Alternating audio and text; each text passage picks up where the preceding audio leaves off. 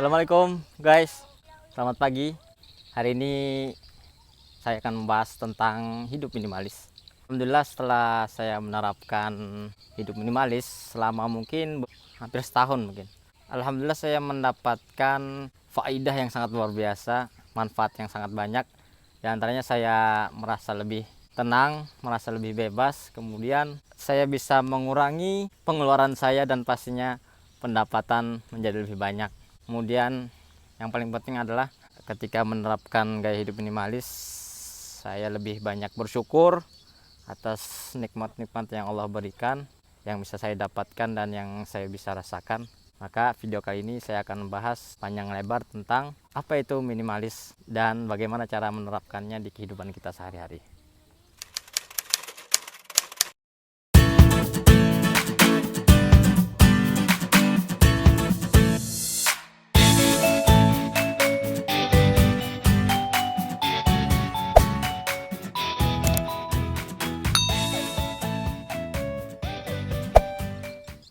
Bangunan santri putri. Ya, kita lagi menjemur badan dengan saudara-saudara yang bukan saya anggap saudara. Ya. Halo Hasan. Iya, satu-satunya. Hasan. Hasan. Kamu baik-baik saja kan? Tadi ini dong. Siapa tuh, Bang? Mungkin teman-teman ketika mendengar minimalis maka akan selalu terbayang sebuah rumah yang mewah dengan desain minimalis, kemudian dengan diisi perabot-perabot rumah yang sangat unik dan pastinya mungkin mahal. Kemudian dinding tembok-temboknya dihiasi dengan cat yang berwarna putih semua atau abu-abu. Tapi yang kita bahas hari ini, kali ini bukan tentang itu, tapi minimalis sebuah lifestyle, sebuah gaya hidup, sebuah gaya hidup yang bisa kita terapkan dalam sehari-hari. Dan sebenarnya minimalis ini sudah diajarkan oleh Islam yang dibawa oleh Nabi Muhammad SAW. Baik, kita lanjut. Kemudian kita akan membahas tentang definisi minimalis. Minimalis definisinya sangat banyak sekali.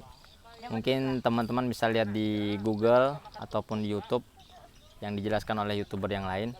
Tapi definisi minimalis yang paling saya suka adalah orang yang bisa membedakan apa yang dia butuhkan dan apa yang dia inginkan. Mungkin kita sangat ingin dan menginginkan membeli baju-baju yang bagus, yang bermerek, yang dipakai artis-artis, yang lagi tren. Itu keinginan kita, tapi yang kita butuhkan, yang kita perlukan adalah cuma sehelai baju ataupun celana ataupun sarung yang bisa menutupi aurat kita, yang bisa membantu kita beribadah dan sembahyang dengan sah. Maka itu cukup, itu yang kita perlukan. Itulah definisinya, kita bisa membedakan yang kita inginkan dan yang kita butuhkan. Sekarang ini saya ada di sebuah pondok di kampung saya. Ini ustadznya nih ya. Nama pondoknya PPAM, Pondok Pesantren Anwar Muhammad. Alhamdulillah juga Ustadz Segaf daripada guru kami juga pernah berkunjung ke sini. Beliau mengatakan, luas sekali tanah ini katanya. Cocok untuk dibuat pesantren. Betul guru? Kita lanjutkan lagi.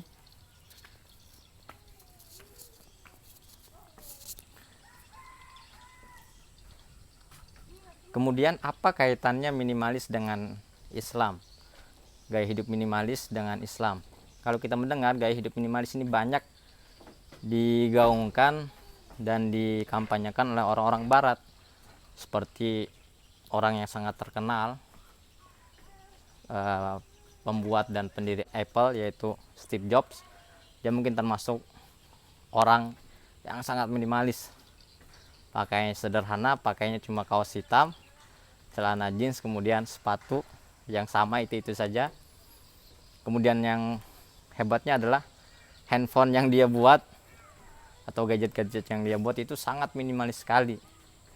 Kenapa kita perlu tombol yang banyak, padahal yang kita perlukan cuma satu saja. Nah, itulah kenapa saya juga sangat suka produk Apple, karena sangat sesuai dengan gaya saya, yaitu minimalis, tidak perlu yang banyak. Nah, ini adalah kamarnya. Kemudian kaitannya dengan Islam adalah yang diajarkan oleh Nabi Muhammad SAW.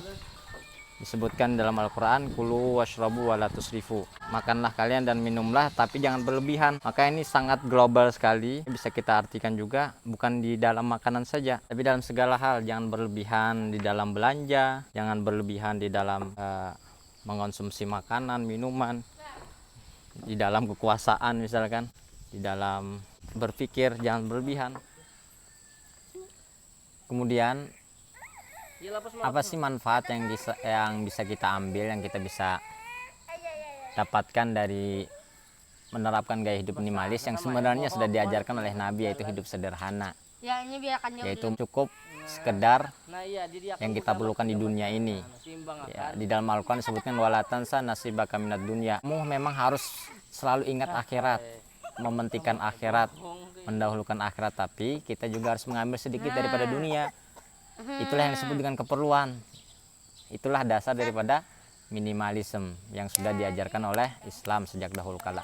Cuma kadang-kadang kita tidak menyadarinya, dan orang-orang yang bukan Islam yang kebanyakan menerapkannya. Kemudian manfaat yang bisa kita ambil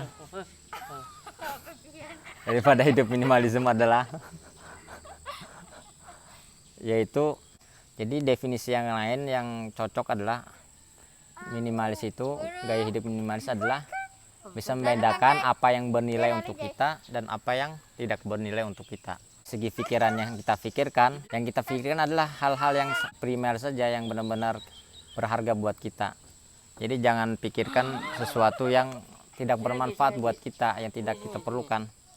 Ya, seperti contoh tadi, manfaatnya adalah hidup minimalis dari segi pikiran.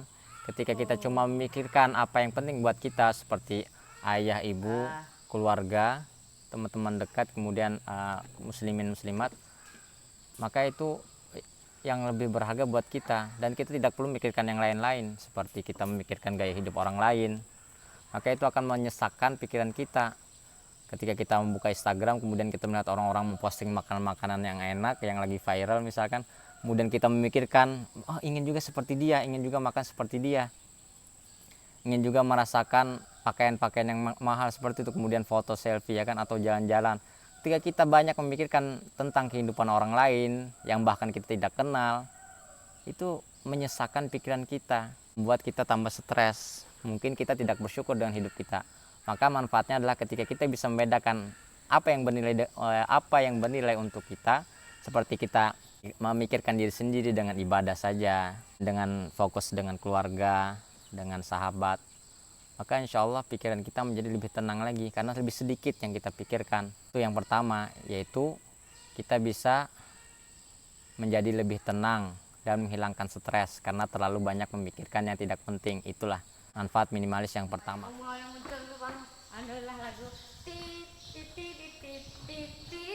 Ini kita masuk ke aulanya, aula pondok pesantren. Kemudian manfaat minimalis yang kedua, minimalis dalam benda yang kita gunakan, baju atau celana dan yang lain-lain, perabot-perabot atau aksesoris. Ketika kita menerapkan hidup minimalis, maka biasanya kita akan menyedikitkan barang kita. Kita bisa bedakan yang mana yang kita perlukan, yang mana yang tidak kita perlukan. Mungkin kalau kita lihat di sekeliling rumah kita tuh banyak sekali benda-benda yang tidak kita perlukan sebenarnya, menumpuk di mana-mana. Coba kita lihat di sekeliling kamar kita.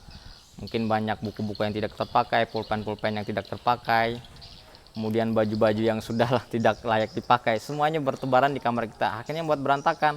Ketika kita masuk ke kamar kita, misalkan kita dari kantor atau dari majelis ta'lim ataupun dari sekolah, ketika kita stres dengan kegiatan kita di luar, pulang ke rumah melihat rumah berantakan, melihat kamar berantakan, maka tambah stres karena banyak barang-barang yang tidak teratur. Tapi kalau kita menerapkan hidup minimalis, maka ketika kita pulang ke rumah, rumah itu terasa rapi, terasa tenang, karena rumah kita sudah teratur, karena pakaian, benda-benda di rumah kita sedikit. karena kita sudah memilih benda-benda yang benar-benar kita perlukan, kita butuhkan, kita simpan di kamar kita, maka kamar kita akan terasa lebih bersih dan kosong lagi daripada benda-benda yang tidak penting. Itu manfaat yang kedua. Ketika semakin sedikit benda yang kita punya, maka semakin bersih kamar dan rumah kita. Kemudian semakin sedikit benda yang kita punya, itu biasanya semakin tenang kita, tidak memikirkan benda itu. Kalau kita misalkan mempunyai banyak sepatu, 2, 3, 4 sepatu, maka kita nggak stres mikirkan kapan kita menyucinya, sudah berdebu, banyak teh cucaknya misalkan ya kan. Capek akhirnya kepikiran hal itu ketika kita lagi mengajar, ketika kita lagi bekerja, tiba-tiba kita kepikiran rumah kita yang berantakan, kapan kita membersihkannya, kapan misalkan membersihkan mobil, misalkan punya 2 mobil, 3 mobil, 2 motor, 3 motor itu kan tambah tanggung jawab kita untuk menjaga barang tersebut. Maka semakin sedikit barang yang kita punya, maka semakin sedikit pula tanggung jawab kita untuk menjaga barang tersebut. Itulah manfaat daripada minimalis di dalam benda yang kita gunakan. Ada sebuah kata yang sangat saya sukai, less is more. Sedikit itu adalah banyak. Semakin sedikit yang kita punya, semakin sedikit yang kita pikirkan, semakin sedikit yang kita fokuskan, maka semakin banyak yang kita dapatkan. Contohnya, semakin sedikit yang kita pikirkan seperti memikirkan hal-hal yang wajib untuk kita, sholat, ibadah, ataupun berbaik kepada orang-orang, tetangga, dan teman-teman. Fokus kepada situ saja, maka pikiran kita akan terasa tenang, maka terasa besar. Less is more, kurang, sedikit adalah besar, luas, tenang. Maka kita akan tenang pikiran kita karena kosong dengan hal-hal yang tidak penting, seperti memikirkan kehidupan orang lain, kehidupan artis. Less is more, sedikit itu adalah banyak. Kemudian ketika kita lihat rumah kita, semakin sedikit barang kita, maka semakin banyak yang kita dapatkan daripada keuntungan itu. Less is more, banyak manfaatnya, seperti rumah terasa bersih, terasa luas, tidak capek membersihkannya.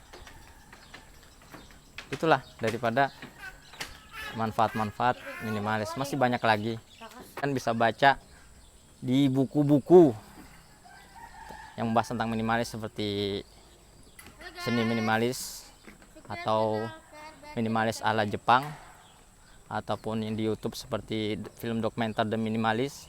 Masih banyak lagi. Dan ini yang bisa saya sampaikan pada pagi hari ini sambil jalan pagi, sekalian berbagi faedah kepada teman-teman semua. Semoga video ini bermanfaat. Saya tutup dengan sebuah statement, less is more. Semakin sedikit yang kita fokuskan, maka semakin banyak keuntungan yang bisa kita dapatkan. Ya, betul sekali. Kulu washrabu wala tusrifu. Sekian dari saya, Guru Ngaji. See you next time. Assalamualaikum warahmatullahi wabarakatuh.